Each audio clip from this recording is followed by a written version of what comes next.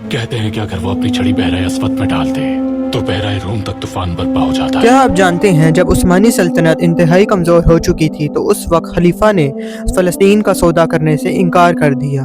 وہ تھے خلیفہ سلطان عبد الحمید۔ آپ 1842 کو استنبول میں پیدا ہوئے۔ آپ سلطان عبد المجید کے بیٹے تھے۔ آپ 1876 کو سلطان بنے اور 1909 تک سلطان رہے۔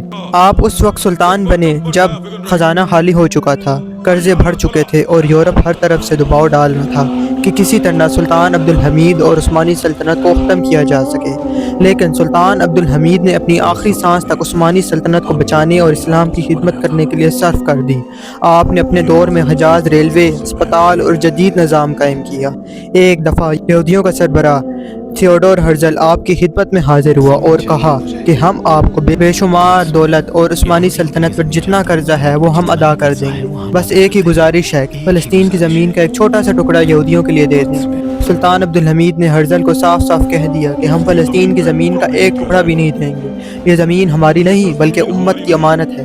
بے شمار لوگوں نے اس زمین کے لیے قربانیاں دی، ہم بھی قربانی دینے کے لیے تیار ہیں، بس فلسطین کی زمین کا ایک ٹکڑا بھی نہیں دیا جائے گا، اور جب تک ہم زندہ ہیں یہ ریاست کبھی قائم نہیں ہوگی، کامیاب نہیں ہونے دیں گے، چلے جاؤ۔ اس وقت عثمانی سلطنت کو قرضے اتارنے کے لیے ان پیسوں کی سخت ضرورت تھی، لیکن سلطان نے فلسطین کا سودا نہیں کیا۔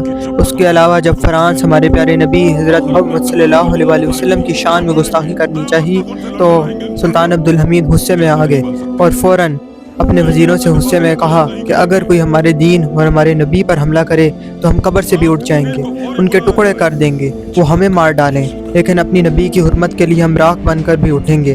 آخرت میں اپنے پیغمبر کو منہ دکھانے کے لیے ہم لڑیں گے، قیامت تک ان سے لڑتے رہیں گے انشاءاللہ۔ اور اس کے بعد سلطان نے فرانس کے سفیر کو طلب کیا اور اس سے کہا کہ 1 گھنٹے کی مہلت ہے، اس گستاخی کو فوراً روکا جائے، بند کیا جائے، ورنہ ہم پوری طاقت کے ساتھ جو کچھ ہمارے پاس موجود ہے وہ لے کر فرانس پر حملہ کر دیں گے۔ سلطان کی ایمان کی طاقت سے دشمن اتنا ڈرا کہ اس نے اس گستاخی کو روک دیا۔ اپنا ناٹک منسوخ کر دیا ہے۔ اور جب اٹلی نے بھی یہ حرکت کرنے کی کوشش کی تو سلطان نے تب اسے بھی اسی طرح کا جواب دیا اور اسے بھی اس گستاخی کو روکنا پڑا۔ غرض سلطان عبد الحمید نے پوری زندگی اسلام کی خدمت اور دشمنوں کے سامنے جواب مردی سے مقابلہ کرتے ہوئے گزار دی، اور آپ کو 1909 کو تخت سے معزول کر دیا گیا اور 1918 کو آپ کا انتقال ہو گیا، اور یہ عظیم سلطان ہمیشہ ہمیشہ کے لیے دنیا سے رخصت ہو گئے۔